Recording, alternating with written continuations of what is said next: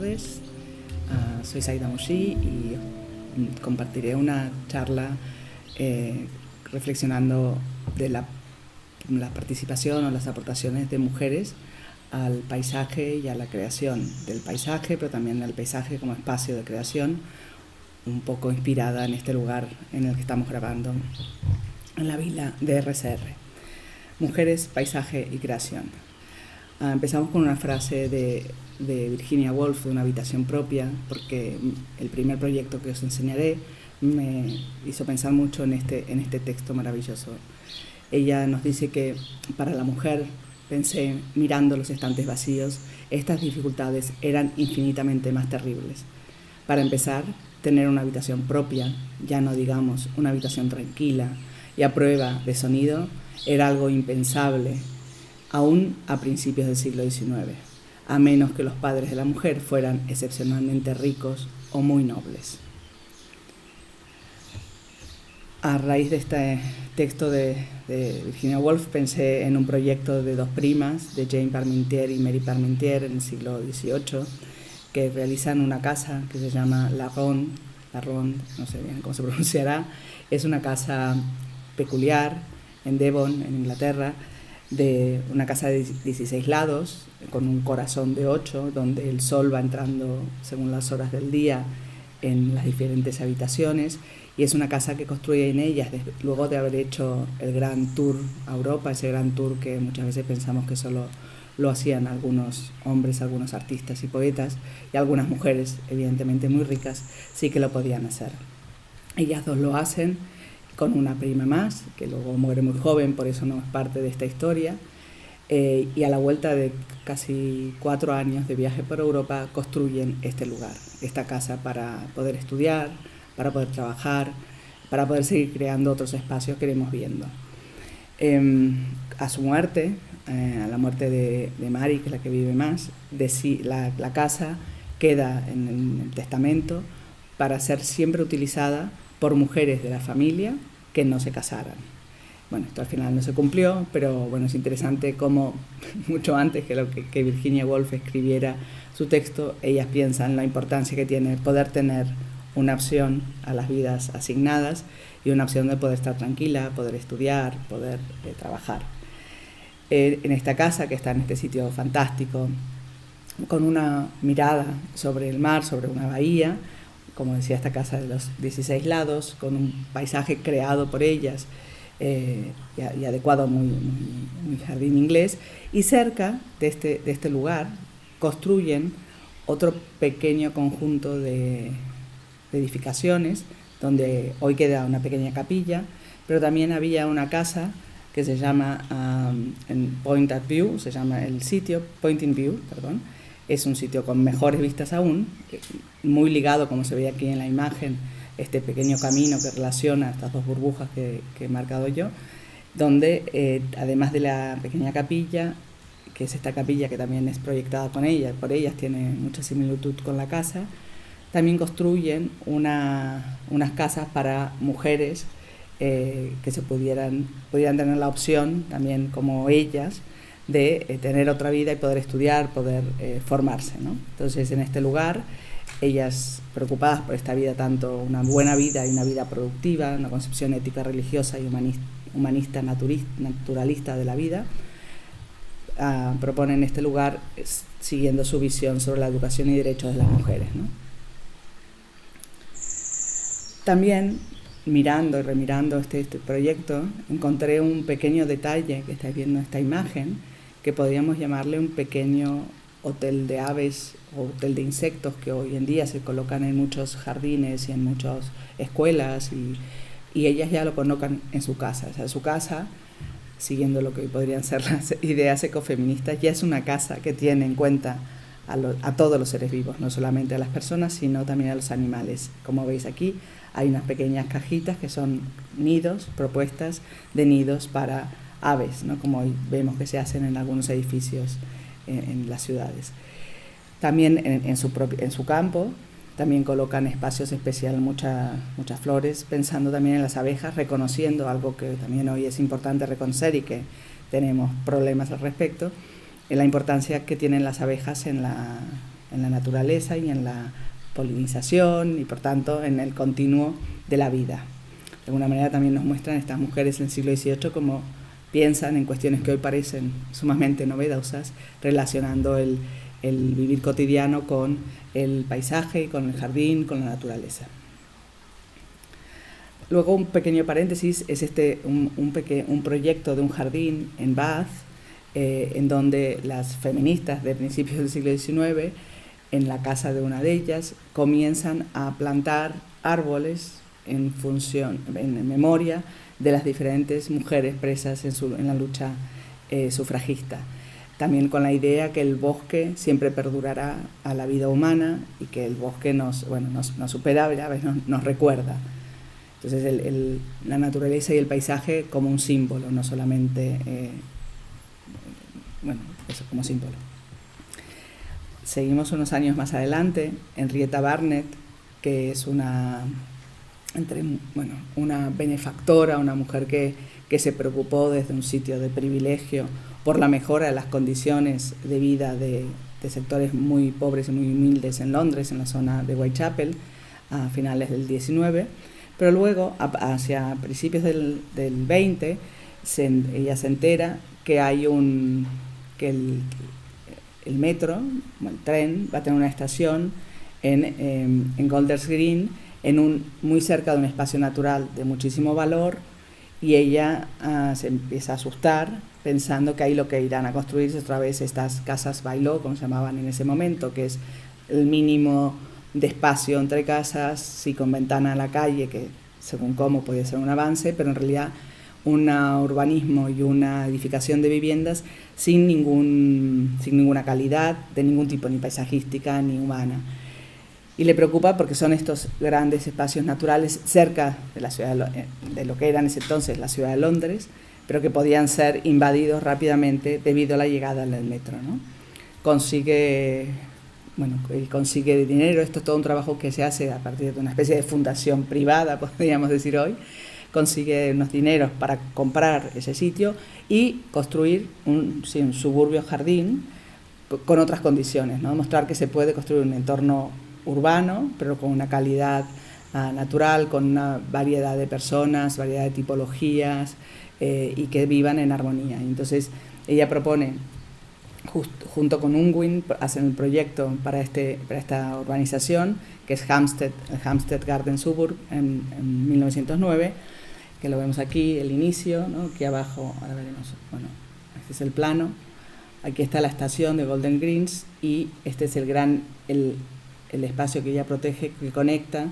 con otro espacio verde, que lo vemos aquí un poco en las fotos, ¿no? Es este espacio que ella protege, esto es hoy, a día de hoy, que conecta con este otro espacio verde, y está muy muy cerquita del centro de la ciudad de Londres. Este suburbio proponía viviendas para todo tipo para diferentes tipos de familias,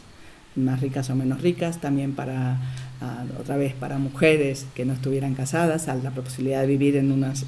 conjuntos o en un edificio con unas condiciones determinadas, y todo muy relacionado con la naturaleza y con el respeto al paisaje. ¿No? La voluntad, o lo que buscaban, aquí lo dice, es como su pregunta, lo que ella quería mostrar con este suburbio, jardín, era demostrar cómo cientos o miles de personas de todas clases sociales, de todos tipos de opiniones y con todo tipo de estándares de ingresos pueden vivir de manera provechosa en un barrio. Y eso es lo que ella quería alcanzar con este barrio, con unas buenas vistas y hacia el campo un poco distante.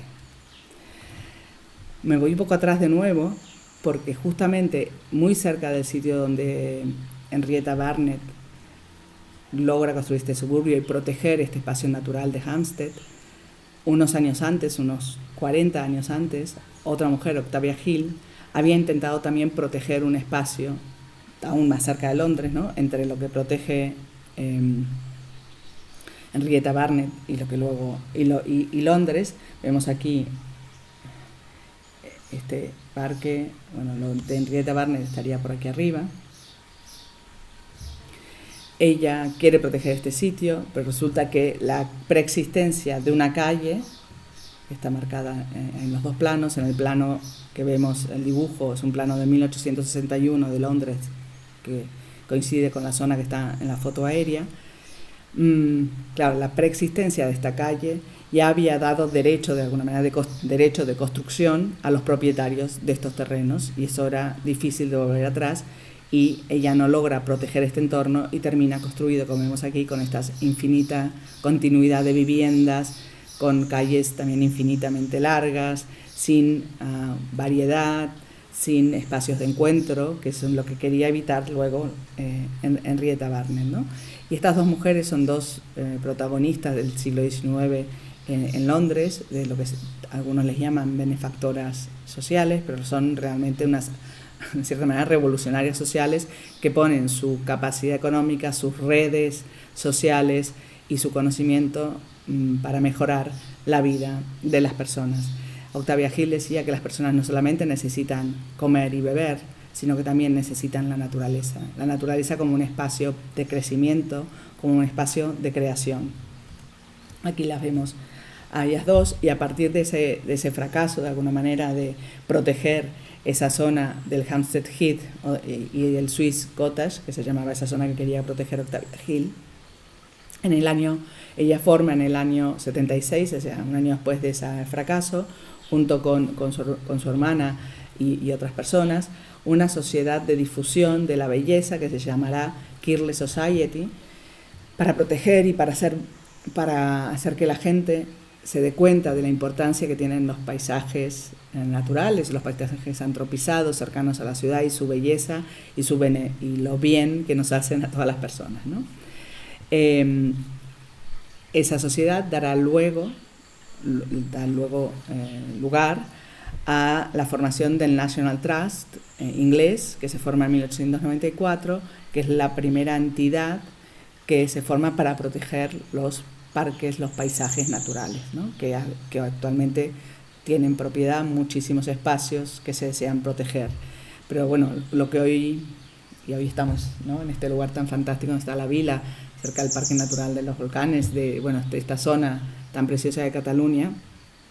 que hoy nos parece casi normal que existan estos parques naturales, esta protección del paisaje, pero llevamos un poco más de 100 años que exista esta preocupación por el paisaje, ¿no? Pero un paisaje también, un paisaje no incólume, o sea, intocable, que eso casi no existe en los entornos antropizados, sino el paisaje también como espacio necesario para la vida de las personas, no solamente porque es bonito, sino porque lo necesitamos, y necesitamos, evidentemente, como también comenté antes con las hermanas Parmentier, a la naturaleza en toda su complejidad. También, más o menos, unos cuantos años antes, en los años 30, Jane Loudon se hace botánica de alguna manera, a través de aprender con su marido, que sí era botánico, y empieza a dibujar y a hacer manuales de jardinería. Estos manuales que comienzan a publicarse en los años 50, 70 en Inglaterra, y luego pasan a Estados Unidos, y hay alguna relación entre estas mujeres que se preocupan por el paisaje y esta mirada desde estos manuales para mujeres y jardinería, dentro de alguna manera, de la asignación de roles del siglo XIX de la mujer como cuidadora de la casa. Este cuidado de la casa empieza a expandirse a la ciudad, por un lado, con las mujeres que defienden lo que se llamó el municipal housekeeping, pero también con el paisaje, como hemos visto. Y quería solamente hacer un comentario sobre esta autora, esta investigadora y autora. Ella escribe en el año 1827 una de las primeras utopías y ciencia ficción, más bien ciencia ficción de la historia, que se llama La momia, de Mami, en donde es un cuento del siglo XXII, en donde, en esta ciencia ficción, ella imagina un mundo donde la gente será feliz en el siglo XXII, en una sociedad igualitaria, que tendrá muchos avances en tecnología, en la sociedad, en la moda, que será un mundo pacífico, regido por una soberana, que las mujeres de la corte usarán pantalones, eso está escrito en 1827, que habrá cirugías automáticas y que de alguna manera También, entre otras cosas que predice, es una especie de internet, de conexión virtual, así, sin saber evidentemente cómo podía ser. Este texto se publica en el año 1827 de manera anónima, y luego ya en una siguiente edición sí que pone su firma. Bien. Otro como paquete de episodios tienen que ver con la ciudad moderna, con la ciudad del siglo XX, donde, bueno, como ya sabéis, las condiciones de vida que se heredan desde la Revolución Industrial hacia finales del 19, principios del 20 son muy duras, y las ciudades han crecido mucho, son bastante insanas, y luego hay un momento en la crisis del 29 donde además la falta de trabajo hace que los obreros y obreras no puedan acceder tampoco ni siquiera a la comida en las ciudades, ¿no? Entonces habría como la propuesta utópica que hace Frank Lloyd Wright, pero es como una propuesta de futuro de todo nuevo, que llevaría su tiempo. Y hay otra propuesta, más desde diferentes grupos de mujeres, que vendrá desde finales del 19 hasta la crisis de los años 30, del año 29, donde plantean, bueno, que la ciudad también puede ser un espacio de producción hortícola, que no tenemos, ¿no? Un poco también lo estamos viviendo hoy con la situación post-pandémica. Hay soluciones, cómo hacer nuevas viviendas, nuevos barrios. Evidentemente eso es bastante fácil de saber cómo deberían ser, pero el problema, igual que ocurría en este momento a principios del siglo XX, es que ya tenemos las ciudades construidas. ¿Cómo hacemos para mejorar las ciudades y los entornos que ya tenemos, ¿no? Estas mujeres, especialmente en la costa este de Estados Unidos, proponen pues utilizar desde espacios vacíos en la ciudad como huertos, cubiertas como huertos, tanto en escuelas como en edificios públicos. Estas ideas tienen que ver con, en este caso, creación de un paisaje y creación de un mayor bienestar para las personas, especialmente para niños y niñas, y también de unas soluciones como prácticas, y en el momento solucionarlo el presente, no siempre estar pensando en soluciones que solo son para el futuro. Ligada a esta idea de la ciudad, el espacio de juego, el espacio de ocio y niños y niñas, hay otra paisajista muy importante, me parece muy relevante. Otra vez, en este caso, volvemos a Londres, que es Lady Marjorie Allen of Hurwood, que es paisajista, que propone también hacia finales, en los años 30, después de la Segunda Guerra, hace la primera propuesta de cubierta jardín, en este caso para el ocio, en un centro comercial, ¿no? Que es la cubierta jardín de Selfridge. Pero ella, sobre todo, es muy importante por sus propuestas para el ocio infantil en la ciudad, para pensar cuán importante es el juego en los niños y las niñas, es un juego libre, un juego con cierto riesgo, como ella también defiende, el juego como invención, el juego como descubrimiento. Y ella nos dice que en la ciudad moderna la experiencia de la vida de niños y niñas es de una gran pobreza emocional. Y ella entonces propone para estos lo que se llamaron los Adventure Playgrounds, o sea, los espacios de juego de aventuras, que ella se inspira en lo que se hacía en Dinamarca, y lo propone también para su ciudad, para Londres, ¿no? Y utilizando espacios un poco destruidos, pero donde realmente hay mucha posibilidad de juego y de invención. Ella dice que estos Adventure Playgrounds, estos espacios de juego infantil, de aventuras, tratan de responder a una cuestión: ¿qué tipo de juego pueden ser los más entretenidos para los jóvenes, y cómo se los podemos proveer en la ciudad, ¿no? Entonces, como decía, ella se inspira en estos parques daneses, y ellos dicen que en estos parques que ella propone, los niños y niñas podrán jugar con toda su imaginación, y que tendrán elementos naturales para jugar: agua, arena, ¿no? Y que no hay una precondición del juego. Y ella empezó a utilizar espacios destruidos por los bombardeos de la guerra para hacer estos playgrounds. Unos playgrounds en donde, aquí ahora no se ve muy bien esta imagen porque son de 2 vídeos, pero quería hacer referencia porque estas imágenes que vemos de este vídeo que está en YouTube tiene que ver con que luego en los años 60 se atreve porque lo que tiene esta mujer, Lady Allen bueno, nunca me sale el apellido porque es muy difícil, con Lady Allen, es esta capacidad de observación de la realidad y especialmente de los niños y niñas, ¿no? De cómo se les puede dar un lugar. Y en esta mirada también observa, descubre, visualiza y hace visibles la cantidad de niños y niñas que tienen otras capacidades, que tienen problemas, que tienen discapacidades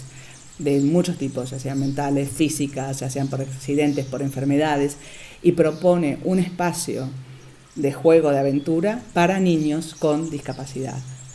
Y es muy impresionante ver cómo niños con muchísimas dificultades disfrutan y juegan en este lugar creado en los años 60. Para ella, después de recorrer en Estados Unidos, especialmente en los años 60, como diferentes propuestas de juegos, ella decía que estos espacios de juego eran el cielo de un administrador y el infierno de un niño. Ella declara que es el momento de decidir si nuestros parques infantiles deben ser diseñados para adultos que quieren todo ordenado o para los niños a quienes les gusta estar sucios. Y ante las preocupaciones por potenciales peligros de los parques de aventura infantiles, ella respondió que es mejor arriesgarse a una fractura en la pierna que a un espíritu quebrantado. Una pierna siempre se puede curar, un espíritu no. Siguiendo con esta mirada sobre la infancia y sobre los espacios naturales y de juego en las grandes ciudades, encontramos a otra mujer, en este caso una urbanista holandesa, Jacoba Mulder, que trabajó en el equipo de Cornelius Van Esteren desde su formación en los años 30 y luego le sucede como directora de la Oficina de Urbanismo de Ámsterdam a Cornelius Van Esteren a finales de los años 50 hasta su retiro, a finales de los años 40 hasta su retiro. Vemos aquí un plano de Ámsterdam del año 47 y su primer proyecto dentro del equipo de planificación de Ámsterdam es el gran parque que está aquí, se ve más o menos marcado en negro en el plano, esta parte de aquí abajo. Es el gran parque de Ámsterdam que se hace a instancias de su propuesta y su proyecto, un espacio de juego muy diverso, de deportes y también un espacio de producción. Otra vez, la crisis, este proyecto empieza a principios de los años 30, la crisis económica hace necesaria la reinvención de las posibilidades productivas en la ciudad y un parque que sea una especie también de vivero para la ciudad es lo que se genera en este lugar, ¿no? Entonces genera trabajo mientras se construye, pero también a futuro, porque será el lugar de donde salgan los árboles para generar muchos otros parques. Ella, una de sus acciones más conocidas son los pocket parks o los pequeños espacios de juego infantil en la ciudad, cuyo diseño de detalle, el diseño fue de Aldo Van Eyck, pero ella es la creadora, la que inventa de alguna manera o propone esta política pública con la que generarán más de 700 parques, en la mayoría de ellos provisionales. Nuevamente la ciudad de posguerra, como veíamos que Lady Allen hace la propuesta de utilizar mismo estos derribos, las cosas derribadas para hacer los parques. En este caso, ella propone limpiar estos espacios en el centro urbano, solares destruidos por la guerra,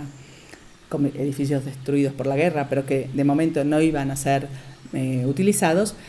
La propuesta es de una utilización temporal, y aquí entra el proyecto de Aldo Van Eyck, donde son unos elementos muy económicos que en su múltiple combinación dan espacios de juegos no condicionantes, sino que otra vez permiten la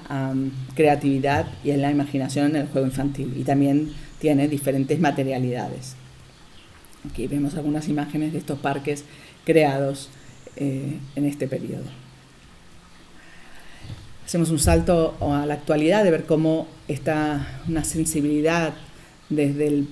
mujeres que han actuado en el paisaje, que tienen que ver con el paisaje como memoria, el paisaje como espacio de creación, el paisaje como inclusión de oportunidades de creación para niños, niñas, pero también para mujeres. Carla Susaba y su capilla del Vaticano en Venecia para la Bienal de 2018, ¿no? Esta pieza que desaparece en el paisaje y a la vez tiene una gran capacidad de evocación, como ya conocéis. Otra paisajista, en este caso local, española, Carmen Moreno Álvarez, una arquitecta paisajista que realiza, tiene un trato con el paisaje de casi no se vea su mano, no se vea el proyecto, pero a la vez siendo muy poético. Tiene esta celosía de memoria en el cementerio de Granada, donde la celosía está formada por los nombres de los cientos de fusilados en este lugar, un lugar que ahora las familias, los descendientes, pueden ir a poner una flor al nombre de la persona asesinada, que no lo tenían hasta este momento, y un elemento que juega muy bien con la materialidad, ¿no? Las piedras del muro seco, los olivares, y que la EVAS proponen los espacios donde dejar flores con unos pequeños círculos, ¿no? Donde se pueden ir poniendo flores cerca de los nombres. Otro proyecto, casi uno de los primeros proyectos que ella hace de manera autónoma o de manera individual, son proyectos que pareciera que no hay proyecto, ¿no? Que también es algo muy interesante y que me remite mucho también al lugar que estamos hoy, ¿no? A la villa, ¿no? Cómo intervenir con una concepción artística, moderna, contemporánea, el lugar, pero que en realidad la presencia, esa mano, casi no se ve, ¿no? Este caso es una intervención también cerca de Granada, encargada por la Junta de Andalucía, que se llama Vuelta de Paseo en el Cortijo de las Colonias, y donde lo que hace Carmen es restaurar un poco el canal del molino, pero las piezas del molino que estaban tiradas y destruidas, las recoloca para generar el paseo, no para rehacer el molino, pero para generar este paseo con vistas al paisaje. Otras arquitectas que también su proyecto de paisaje es siempre muy respetuoso y su mano casi no se ve, que es el equipo formado por Jansana de la Villa y de Pau, en este caso Inma Jansana y Conchita de la Villa. Por ejemplo, la reconstrucción de esta restauración, de la cantera de la Vallenzana en Badalona como un espacio recreativo y paisajístico y natural, o los diferentes proyectos que han hecho en los paseos marítimos del Valle de Llobregat, cerca de Barcelona, ya sea el Prat de Llobregat o en este caso de Gavà, donde hay una mínima intervención para permitir que las dunas, que la naturaleza siga su curso, no intentar dominarla, sino generar un diálogo para que estos ciclos naturales se continúen dando. O una restauración más de un espacio urbano, histórico, ¿no? En el Turó de la Rovira, en Barcelona, donde había unos búnkers de la Guerra Civil, donde hubo también unas viviendas autoconstruidas sobre el búnker y sobre todo el entorno, que se restaura como parque, dejando huellas de todo este pasado, ¿no? Y a la vez generando un espacio de evocador y de mirador hacia el paisaje de la ciudad. Y ya para acabar con estas propuestas de esta especie de estos eslabones del paisaje pensado desde la experiencia y desde la práctica de mujeres y arquitectas y artistas, es el estudio de arquitectura, urbanismo y arte MUF, formado básicamente por Catherine Clark y Lisa Fior, que luego en cada proyecto tienen diferentes colaboradores y colaboradoras. Mostraré 2 proyectos. Ellas trabajan mucho desde el arte, desde la evocación del arte, la participación, la recuperación de elementos del lugar, sean estos muy mínimos o más importantes. Y en este caso en Golden Lane State Play, el espacio State Play Space es en Golden Lane State, este proyecto moderno donde había que rehacer un espacio de juego infantil y en el que utilizan muchos elementos de piedras y elementos constructivos que estaban ya en el sitio. Y recuerda un poco sin llegar a tener el nivel de riesgo que tienen los parques aventuras que había propuesto casi 50 años antes en Londres Lady Allen, ¿no? Pero vemos o también recuerda los espacios de Aldo Van Eyck y Jacoba Mulder, ¿no? Elementos que dan posibilidades de pasar por abajo, por arriba, caminar, esconderse, pero no tienen un uso predeterminado, ¿no? Sino que en el propio juego, la propia imaginación será la que utilicen diferentes texturas, ¿no? También para generar diferentes sensaciones. Aquí vemos el uso, aunque sea un espacio realmente pequeñito, tiene muchas capacidades. la acuarela, que también al ver esta acuarela también pensé mucho en las acuarelas de Rafael, Carmen y Ramón, ¿no? Por los colores, por la manera de dibujarlo, y esta acuarela y también un proceso de participación para hacer esta plaza, este lugar de juego, no es una plaza, este espacio de juego infantil. Trabajaron con niños y niñas del barrio, como vemos en la maqueta que está a la derecha. Y un proyecto anterior de ellas, no he puesto la fecha, pero creo que es como del 2010-11, que es el Altar Valley Park en Whitechapel, a donde también los restos de unos edificios antiguos que había aquí se pasan a ser parte del mobiliario urbano y del paisaje de este nuevo espacio público muy urbano, en una zona muy densa de la ciudad, en donde también se trabajó con niños y niñas del barrio, un barrio que desde la época de Henrietta Barnett, de hecho Henrietta Barnett, casi con la que comencé esta charla, muy cerca de este lugar, tenía su Toynbee Hall, que fue una residencia y un espacio de creación y de mejora de la vida del barrio tan pobre de Londres, y que hoy sigue siendo un barrio con ciertas dificultades y con mucha mezcla de inmigración. Entonces los niños y niñas de este barrio hicieron parte de estos